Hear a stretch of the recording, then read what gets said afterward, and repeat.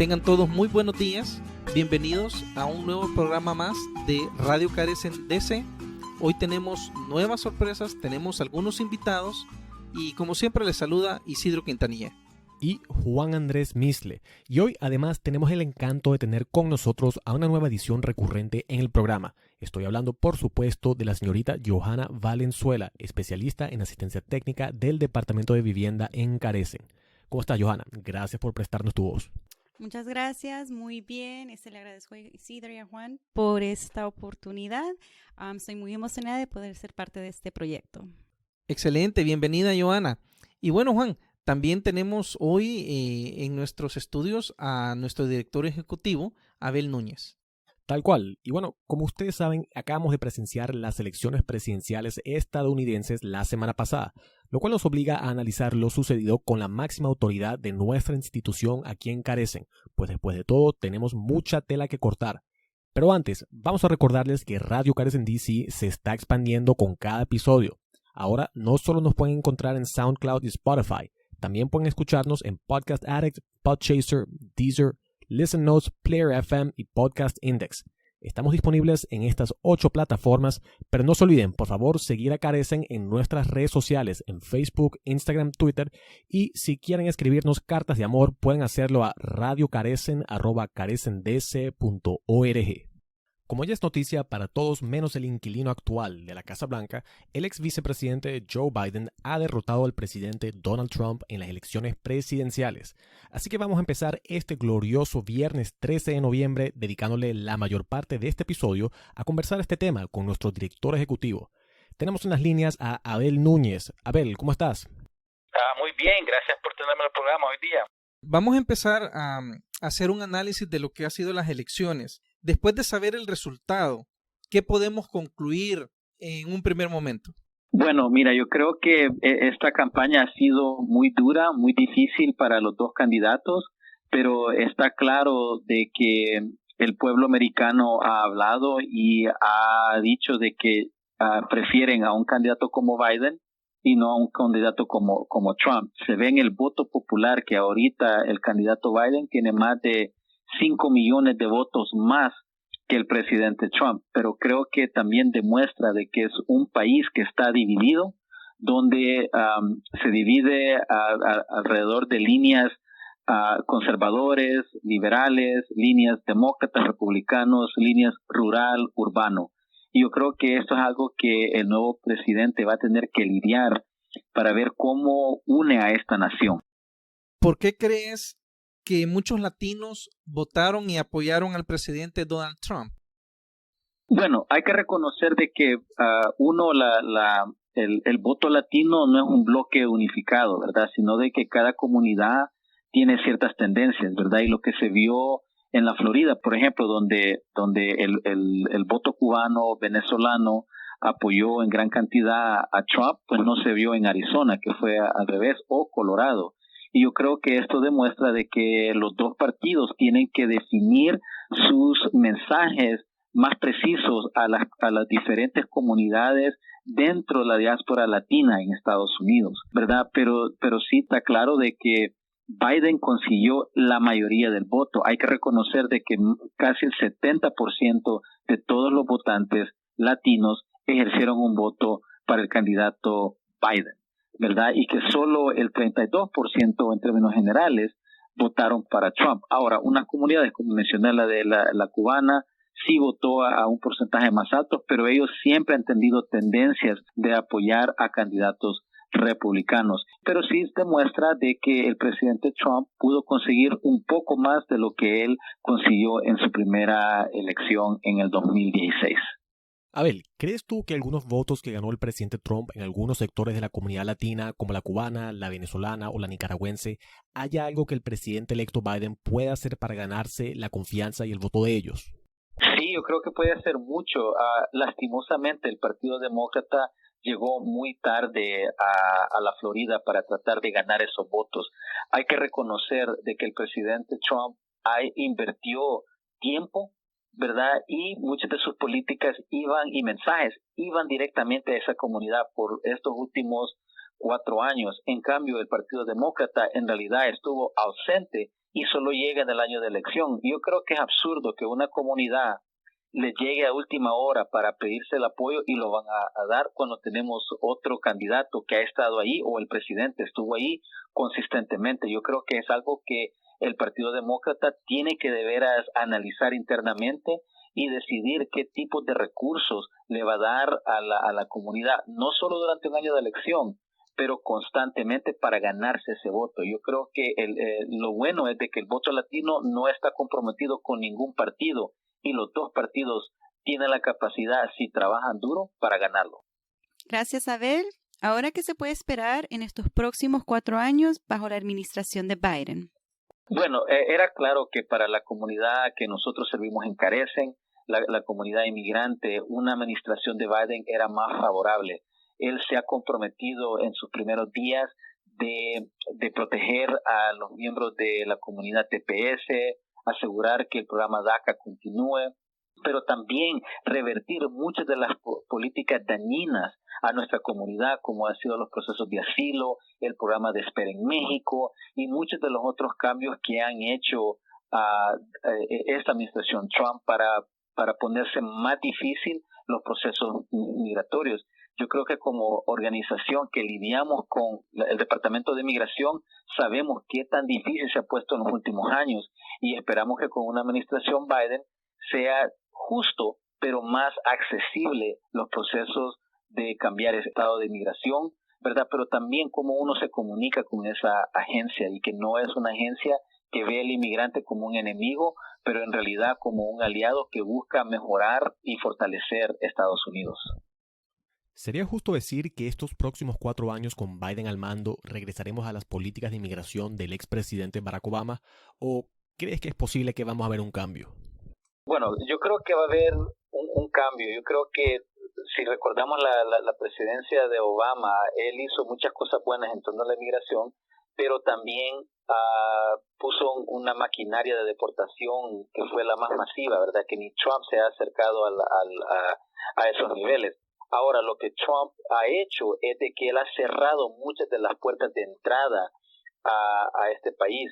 Yo creo que Biden le va a tocar no solamente de limpiar o revertir todas estas políticas y que sean más justas, pero después tratar de imponer. Y yo creo que ahí donde nosotros en la comunidad vamos a tener que asegurar de que las promesas del candidato Biden se haga realidad ya cuando sea presidente Biden.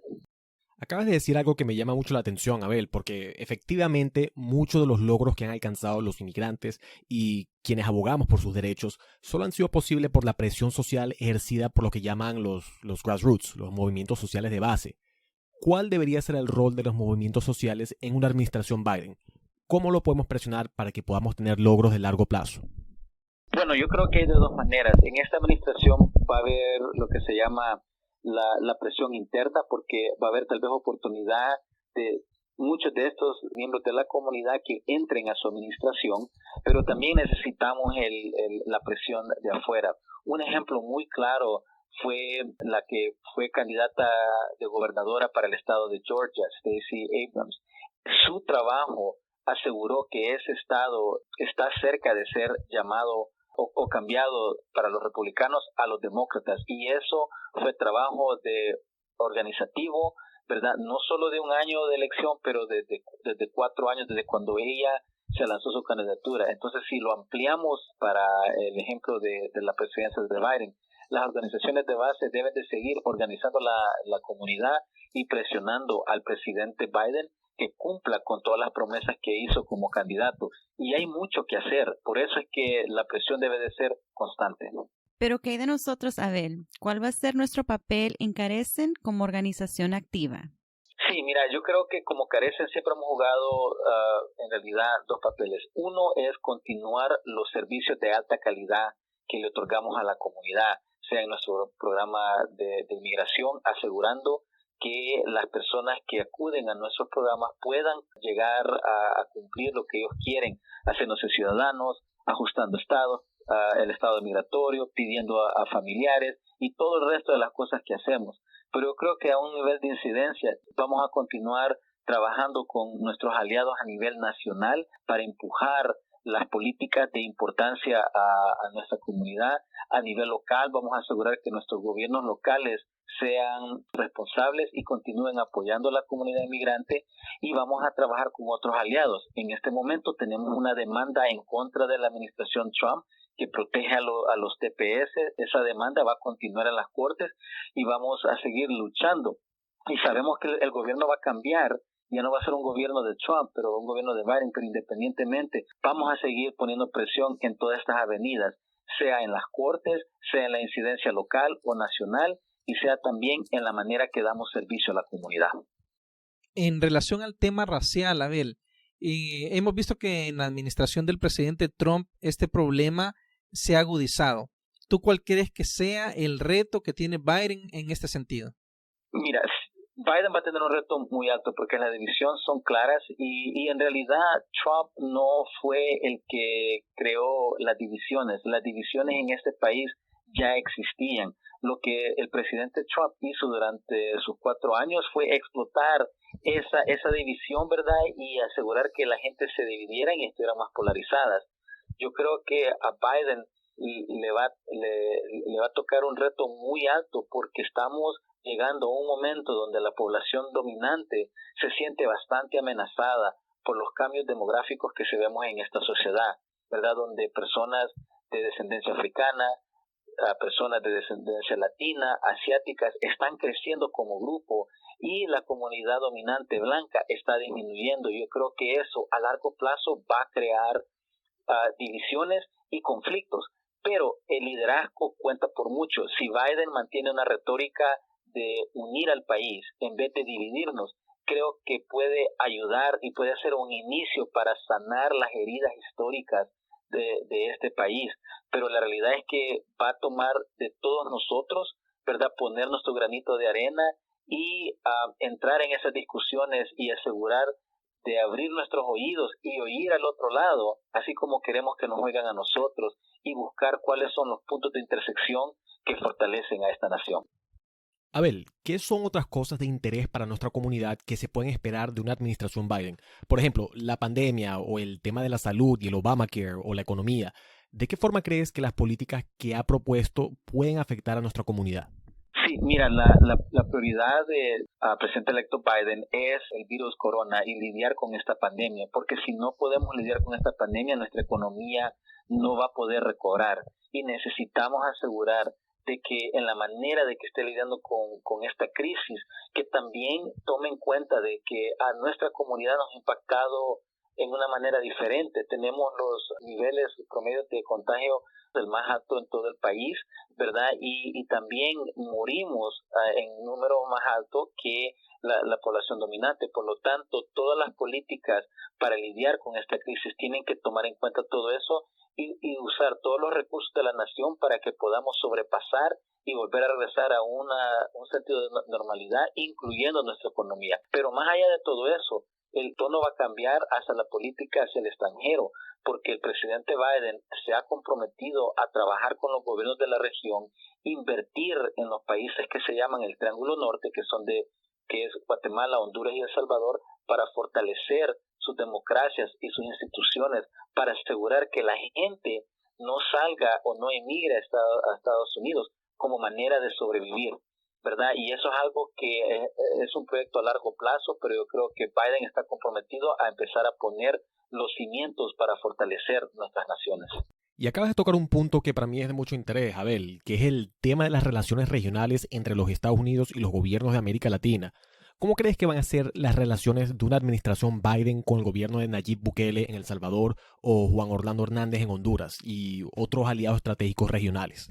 Bueno, yo creo que va a ser algo más abierto con una política a largo plazo en vez de transacciones, ¿verdad? Últimamente, en la manera que el presidente Trump ha manejado su política al extranjero es si un gobierno le hace algo, él está dispuesto a hacerle algo para ese país.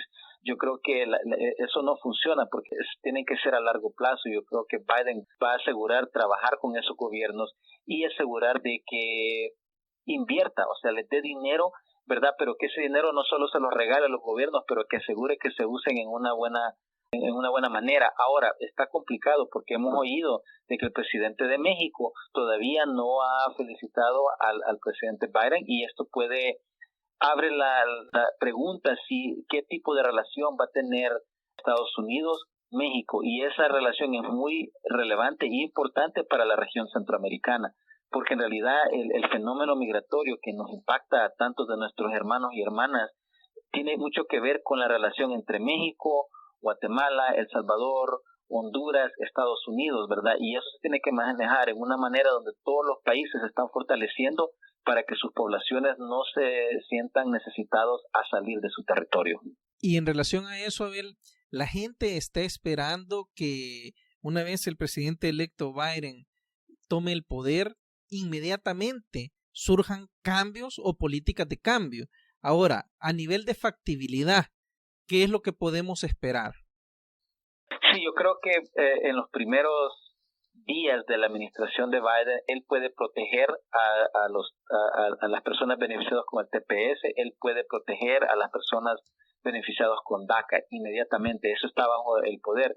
Y algo que el presidente Trump demostró, la inmigración en este país, mucho del poder está dentro del Ejecutivo. Eso quiere decir que el presidente tiene un gran poder para decidir muchas cosas. Otra de las cosas que buscamos que Biden haga es que elimine el programa Espera en México, que está causando en realidad mucho dolor en nuestra comunidad de personas que están huyendo de violencia, ¿verdad? Pero no los dejan entrar a Estados Unidos a exponer su caso de asilo, sino de que los mandan de regreso a México a esperar, o los acuerdos que han firmado con los países centroamericanos de países terceros seguros, ¿verdad? Que eso en realidad no lleva al caso, porque ninguno de nuestros países son seguros para que la gente espere cuando están viendo un caso de asilo en Estados Unidos. Yo creo que hay cosas que van a pasar muy rápido, pero hay que recordar que el presidente Trump ha hecho muchos cambios y para eso vamos a necesitar mucha energía y asegurar de que el presidente Biden esté comprometido, ¿verdad?, a revertir todas estas malas políticas que ha impuesto el presidente Trump. Bien, amigos, y con eso concluimos este análisis de lo que está por venir. Creo que todos estamos de acuerdo con lo que ha dicho Abel. Ojalá estos 4 años en verdad se traduzcan a un cambio sustancial y positivo para la comunidad. Espero que también podamos organizarnos y ofrecerles servicios y esperanza para que la gente sienta que lo que está por venir será un cambio real en sus expectativas de vida. Abel, muchas gracias por acompañarnos hoy. Saltemos ahora por los pasillos de la cultura para aprender de un notable ensayista, filósofo, periodista y escritor salvadoreño. En este segmento hablaremos de un salvadoreño nacido en Alegría, en el departamento de Usulután, el 24 de julio de 1868. Fue un maestro, filósofo, periodista, ensayista, poeta y político salvadoreño. Efectivamente, estamos hablando de Vicente Alberto Masferrer Mónico, conocido como Alberto Masferrer. Como escritor, marcó con sus letras toda una época de literatura salvadoreña a través de la definición de su pensamiento inclinado a la defensa de los más desposeídos y denuncia social. Entre 1928 y 1930 fundó y dirigió el periódico La Patria, en el cual hacía denuncia social y abogaba por la justicia para con los más necesitados en el marco de la pobreza generalizada en El Salvador. Trabajó en periódicos y revistas nacionales e internacionales. Fue redactor de los diarios El Chileno y El Mercurio, entre otros. Inició su carrera política al ser nombrado cónsul de El Salvador en Argentina en 1901, en Chile en 1902, Costa Rica en 1907 y Bélgica en 1910, así como en la Corte Internacional de la Justicia en 1912. Además, se desempeñó como redactor y director del Diario Oficial en 1892, secretario del Instituto Nacional en 1890 y asesor del ministro de Instrucción Pública en 1916. Bajo la premisa fundamental de la lucha pacífica por los derechos de cada individuo, se convirtió en el ideólogo y director de la campaña política que en 1930 llevó a la presidencia al ingeniero Arturo Araujo, del cual se separó políticamente por sus posturas. Pese a su oposición a la llegada a la presidencia del general Maximiliano Hernández Martínez, la toma del poder del militar fue inevitable. Desde ese momento, Maferrer trató de contener la violencia que se desataría meses después, en el levantamiento campesino de 1932, que dejaría como saldo la muerte de miles de indígenas y el exilio de Maferrer a Honduras. Tras su derrota política y moral por el estallido de la violencia que trató de contener, se exilió en Honduras y regresó a El Salvador, lamentablemente bastante mal de salud, falleciendo en la ciudad de San Salvador el día 4 de septiembre de 1932. Dentro de sus obras literarias más fundamentales podemos mencionar El dinero maldito y Minimum Vital. En homenaje a Maferrer, existen en El Salvador diversas escuelas, universidades, plazas y monumentos que llevan su nombre. Además, por decreto legislativo, el 30 de agosto de 1949, la tumba de Alberto Maferrer se considera monumento nacional. Muchas gracias, Isidro, por enriquecernos con un pedacito de nuestra cultura de El Salvador. Como salvadoreña, siento que a veces pasamos desapercibidos de muchos de nuestros gigantes literarios. Cuéntanos ahora, Juan, ¿qué ha pasado en nuestra América Latina en las últimas semanas? La policía mexicana abrió fuego contra una protesta por feminicidios en Cancún el lunes por la noche. Los manifestantes alzaron la voz después de que el cuerpo desmembrado de Bianca Alexis Lorenzana, de 20 años, fuera encontrado días después de su desaparición, el último de una serie de crímenes espantosos contra las mujeres en el país. Un promedio de 10 mujeres son asesinadas por día en México, mientras el gobierno muestra una incapacidad por frenar la violencia, señala The Guardian. Más de 340,000 guatemaltecos han sido afectados por la tormenta tropical ETA, con un saldo de 46 muertos confirmados. En una carta dirigida a la Embajada de los Estados Unidos, el ministro de Relaciones Exteriores de Guatemala, Pedro Brolo, ha formalmente solicitado a los Estados Unidos que facilite la permanencia de guatemaltecos en el país y les extienda un estado de protección temporal, TPS por sus siglas en inglés, tras la devastación de la tormenta ETA, informa La Voz de América. Miles de haitianos han tomado las calles para protestar la muerte de la estudiante de secundaria secuestrada Evelyn Sincer. De acuerdo al Miami Herald, la estudiante fue torturada y asesinada antes de que su cuerpo fuera encontrado sin vida arrojado en un sitio de basura por el lado de una carretera. Algunos activistas ven el asesinato no solo como algo más que un indicio del empeoramiento del clima de violencia en Haití, pero parte de un abuso sistemático de mujeres y niñas que son torturadas y asesinadas en el país caribeño. El Congreso de Perú votó a favor del impeachment del ahora expresidente Martín Vizcarra por incapacidad moral, una denuncia legalmente abstracta en la cual se le acusa por una serie de delitos que van desde incapacidad de atender la pandemia hasta corrupción. Miles de peruanos han salido a las calles golpeando ollas y sartenes en apoyo a Vizcarra, quien sus esfuerzos por impulsar medidas anticorrupción lo han convertido en uno de los líderes más populares en la historia reciente del país, de acuerdo a la Associated Press. El nuevo presidente es el legislador Manuel Merino, quien toma posesión bajo acusaciones de ilegitimidad y una escasez de apoyo público, mientras que la mayoría de las encuestas muestran que Vizcarra todavía gozaba con más del 50% de aprobación. El derrocamiento de Vizcarra ha socavado los últimos vestigios de legitimidad del sistema político en Perú, reporta el New York Times. El presidente argentino, Alberto Fernández, fue el primer presidente latinoamericano en felicitar al presidente electo Joe Biden por su victoria en las elecciones presidenciales estadounidenses. Los presidentes conservadores de la región, el uruguayo Luis Lacalle Pou, el chileno Sebastián Piñera y el colombiano Iván Duque, también enviaron sus felicitaciones, reporta el Washington Post. El Post también señala que el primer ministro de Jamaica, Andrew Holness, saludó el logro monumental para las mujeres de la vicepresidenta electa Kamala Harris, así como su herencia jamaiquina. Quienes brillaron por su ausencia fueron los presidentes de los dos países latinoamericanos más grandes, el mexicano Andrés Manuel López Obrador y el brasileño Jair Bolsonaro, quienes insisten en permitir que el presidente Trump exhauste todas sus impugnaciones legales de las elecciones. Muchas gracias, Juan. Y eso fue el boletín de noticias de América Latina y el Caribe. Para finalizar este programa, los dejamos con esta frase. El respeto al derecho ajeno es la paz. Esta frase es de Benito Juárez, abogado y político mexicano.